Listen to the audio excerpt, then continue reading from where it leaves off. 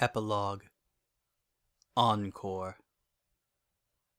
Big McIntosh grinned as he walked over the creaky old floorboards of the kitchen. 3 or 4 foals weaved around him under his belly and through his legs as they chased each other around the house. He brushed his graying forelock out of his eyes. Full.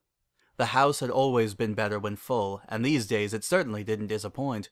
One of Applejack's children still lived here, the next generation to take over the farm, once Big Mac and Applejack had retired, in name if not in actual refraining from work. And it seemed like at least a dozen of either Applejack's or Applebloom's grandchildren would run the place on any given day. Exactly as it should be. The old Cutie Mark Crusaders clubhouse on the edge of the property still stood, but more as a curiosity. They had an actual building, a whole building now. Applebloom's construction company had put it up a good 20 years ago, and she'd started a national organization, all official-like, similar to the Philly Scouts or something. Big Mac flipped through the mail and left the bills on the small desk in the hallway, then broke into an even wider grin at the last item. Another postcard. No wonder Derpy had smiled so big. She'd swooped in with her 6-year-old grandson on her back, and paused a minute like she wanted to say something. From the smile alone, he'd figured on a note from Tavi, but what else? They came regularly enough. Tavi had kept her promise. She'd kept all of her promises. Years later, he still didn't count any pony as a closer friend, not even Derpy. But the mail mare had bitten her tongue and flown off. He checked the postmark, but it was too faint for him to read. At least, the front had nice, big words on it. From somewhere overseas. He had no idea where Mertonia was. And so he headed for the stairs. He loved having all the kids around, but sometimes he needed a bit of quiet. Once in his room, he swung the door shut, mostly anyway. They didn't usually close doors in this house. Not surprisingly, he heard a tiny knock just a few seconds later. "Unky Big Mac, can I play with Miss Smarty Pants?" He turned and patted a small filly on the head. "In a minute, Honeycrisp. I got something to do first." She nodded and tore off back down the stairs. With a chuckle, Big Mac walked over to the dresser. He'd tell her later when he went downstairs that she could come and get the doll, if she even remembered. On top of the dresser, his growing array of family photos sat. So long ago, he used to have postcards propped up amid them, but not anymore. Not enough space. Instead, he'd kept all of them in a binder on the dresser's corner, and it had grown pretty heavy over the years. Tavi sent one nearly every month, all the time, and he'd write back when he knew she'd be in Canterlot. She'd even stop by for the occasional weekend to catch up and play some songs with him, and every year or two for another week-long folk music festival. All promises kept, and not because she felt obligated. She really wanted to. No deceit in those eyes. An apple could tell. Even helped out with the gardening. He took the book over to his bed and paged through it. Those first few he could recite by heart. Then about a year's gap before they'd started up again. Pictures and messages from every corner of the world. The one where she told him she was getting married. He couldn't read it again, not today.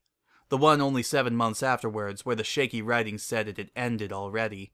She'd come back to visit not long after, but kept mostly to herself.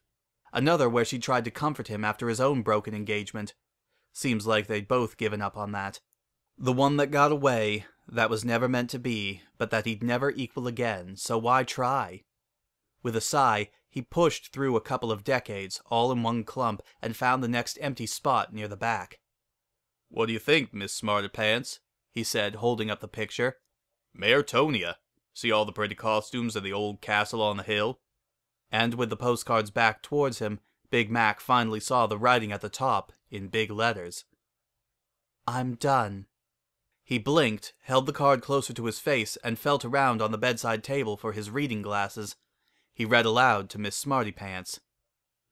"I'm done. I got it all out of my system.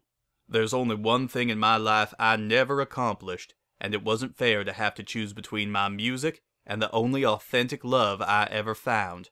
If only I'd known that then, but as you said at the time, I always felt like music was something bigger than me, something I owed the world. But I'm done.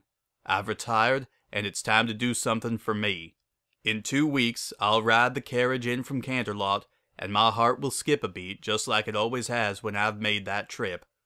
Now maybe I'll be the wise elder musing to a young mare about first love. But this time, I won't have a return ticket. I just want to find a quiet corner of Ponyville where I can play my simple gifts. And maybe I can finally find that last piece of my life that's been missing for so long. I hope I'll see you there. You know I still love you. You're better than I deserve. Big Mac stared at the writing a minute longer. Why would she even doubt it? Couldn't be, he said. He shut the book again. This postcard wouldn't go in there.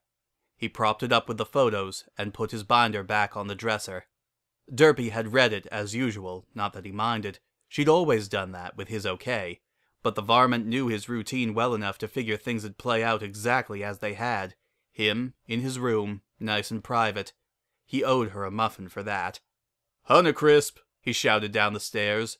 "You can play with the doll now." 2 weeks. It had all started with 2 weeks, so why not? Maybe it'd just mean his best friend living nearby, maybe more. But either way, he'd love nothing better than to spend time with Tavi. Black and gray, always with that sense of wonder and wind chimes of laughter. And the burgundy. The beautiful burgundy. Like every time he'd gotten a postcard, he planned to stop by Carousel Boutique. He couldn't find Rarity there too often these days, but within a week or so, at the shop or at the Ponytones rehearsal, he'd catch her. And he'd thank her, then she'd ask why, but her smile would say that she knew. He opened his bottom dresser drawer, looked over the old walnut case inside, and rubbed a hoof across his mouth. Not lesson day until tomorrow. He'd taught 2 of those foals for a couple of years now. Applejack's 3rd grandson and Applebloom's oldest granddaughter. The filly even saw the colors, so voice lessons for her too. Just like Granny Stone said, can't get one without the other, at least for some pony with that particular family inheritance. For a minute his mind drifted to a cabin on a mountaintop and fiddle music by firelight. No lessons today, but like he did once or twice a week, he'd enjoy an afternoon for himself. Not necessarily by himself, friends and family were always welcome to listen, but playing just for fun, for the love of it. Then, humming an old lullaby, he took his dulcimer out and headed for a small pond at the base of a hill in a quiet orchard. The end.